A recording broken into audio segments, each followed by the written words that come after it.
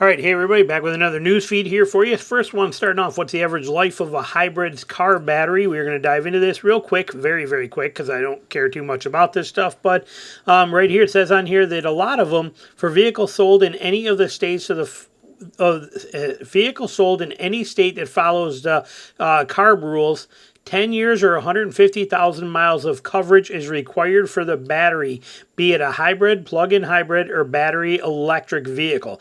Outside of those requirements, the warranty an automaker offers can tell you something about how long the company expects the battery to last, because we know that car companies today don't really care if their vehicles last longer than a warranty, as long as it makes it a warranty. But they're saying here, Toyota goes further than required on its hybrids with a 10-year, 150,000 mile warranty. Honda covers hybrid components for the same 10-year, 100,000 mile duration that it puts on all their vehicles, basically. And it tells you in here that's basically what you can expect. They tell you when they start to go bad. It says, there's no comprehensive studies looking at hybrid battery longevity. Most educated guesses land between 100 and 200,000 miles before you got to replace the battery in there. So something to keep in mind, and maybe look up before you buy that vehicle how hard it is to replace that battery. On some of them, like these pickup trucks where they're, if they're buried underneath, you may not get to them. But some of them where they're simpler to get to, like I think that new Tacoma one sits inside. I think it sits inside the truck under the back seat, so probably pretty easy to get to. The new Land Cruiser, it sits in the back end right there. Should be pretty easy to get to. I don't believe those are tucked underneath. I think they can access them from the top. I'm pretty sure, but don't quote me on that. But you're gonna, if you're buying a hybrid, especially a used one, take a look at what it takes to get that battery serviced if you need to have it serviced, and how much it'll be. Moving on from there, the next one we got on here right here. This is a bummer. I understand why, though. Ineos backs off. Hang on. I didn't want to do that yet. But Ineos is backing off the lineup expansion. Not on purpose, but they're going to focus on limited editions. There's some reasons for it that's pretty interesting. It says right here, Ineos will shift gears and go up market with the Grenadier SUV. Dealers reportedly asked the startup automaker to make more exclusive, expensive models. Okay, that's nice. That's great. I saw that. I was like, okay, I get that, but there's more to it. Ineos hinted at future Grenadier versions at the 2024 Goodwood Festival of Speed. I showed you these. We talked about some of these models with the portal axles. I did a whole video on that. It's going to be pretty exciting.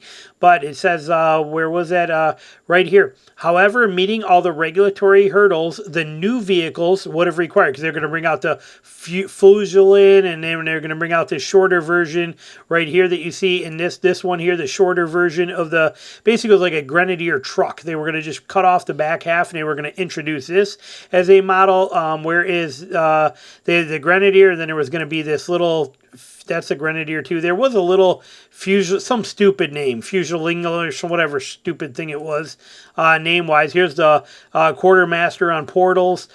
But there's that Quartermaster on portal. God, that thing is so sexy. Such a nice truck. But there was another one, I'm not seeing it in here, that they were going to bring out an EV vehicle. Okay, the Fuseler, here it is. When I click on this, it's probably going to come up.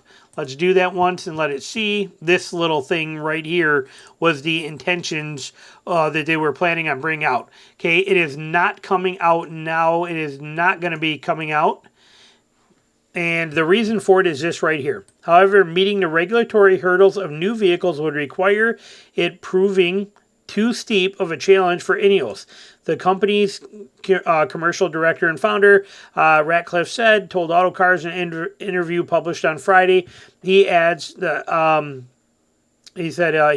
extra sales of those vehicles would have also taken Ineos beyond the threshold of being a small manufacturer, which would have resulted in a company needing to meet much stricter carbon emission targets in Ineos' home market of the UK. It would also require a minimum number of EV sales. So if they start offering these other vehicles, they're going to change classifications, and they got to meet new requirements, and it's too much. They don't want to deal with it. We want what we want to achieve is no longer possible, he said. With the modern world and what you need, engines, pedestrian protection rules, CO2 emissions, regulations on vehicles, you can't do that anymore. and keep it as simple as they want to and as functional as they want to. They don't want all this crap in there. We don't want this crap in there. And they're saying, so instead, we're not making new vehicles. What we're going to do is we're going to launch an upmarket version of the Grenadier and remain an exclusive brand, something that Ineos dealers have been asking for. So what it's going to do is it's going to focus on more limited editions and more of these specialty vehicles that are top dollar, high end. You can see it starts, Grenadier starts at 71 and the Quartermaster pickup starts at 86. These include the taxes to get them here in there, but they are going to shift focus now and change it to being more customized, to making the things the way you want it to be. The things that you're after is what they're going for.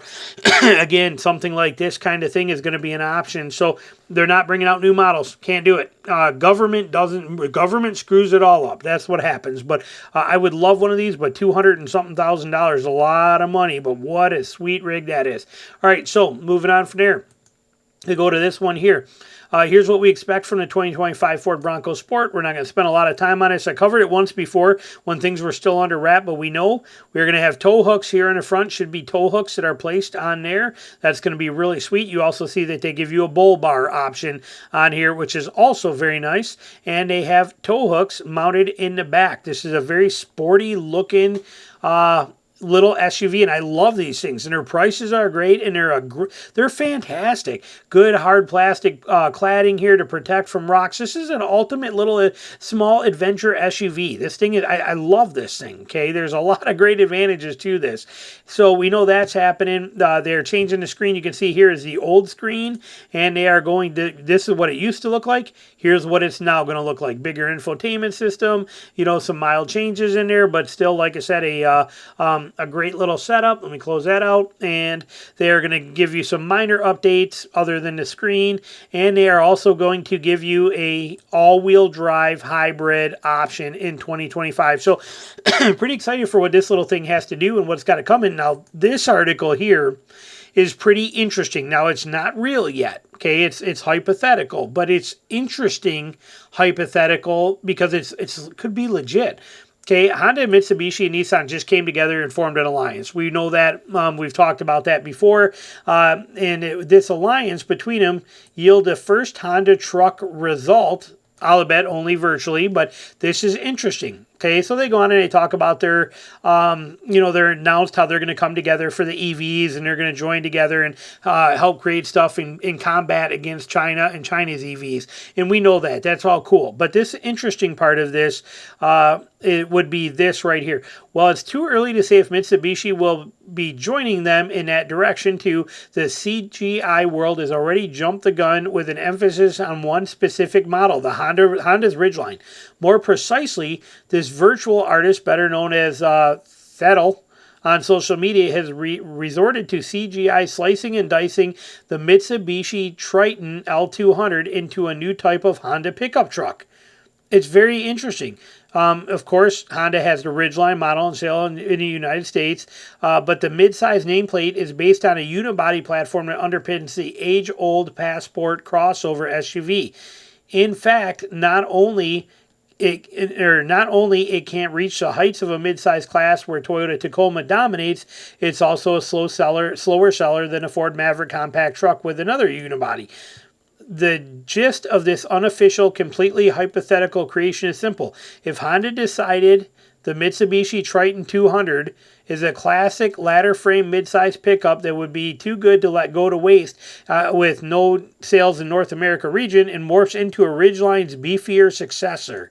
Pretty interesting. A Ridgeline as a true body on frame might be up for grabs in America. It's pretty cool. So we're going to look at a few of these pictures here and see. I think they give us a few right up here on the top. Let's look at this thing. It's got some potential. It really does. You can see it's got a very Australian look to it as far as the way these trucks are designed over there. Okay, this is very common look to them with the roof racks and these back supports and the way they do this stuff. It looks very, very much Australian style to it. I like the looks. Let's see what they're, it's renderings, okay? This is just ideas, but I think they could be onto something here. I think there's a lot of potential here to make something like this a reality and make it happen. It would be pretty unique and pretty cool if Honda actually Honda and Mitsubishi came together and brought out a body on frame pickup truck for the U.S. market that competes against everything out here. That would be pretty impressive. I would be excited to see that, especially if they kept the naturally aspirated V6 motor in it. Remember, all the trucks that you see over, all the trucks that are like in Australia and overseas and all that kind of stuff, like the Hilux, they don't have to have the big horsepower turbos like we have to have here, like American people want, okay?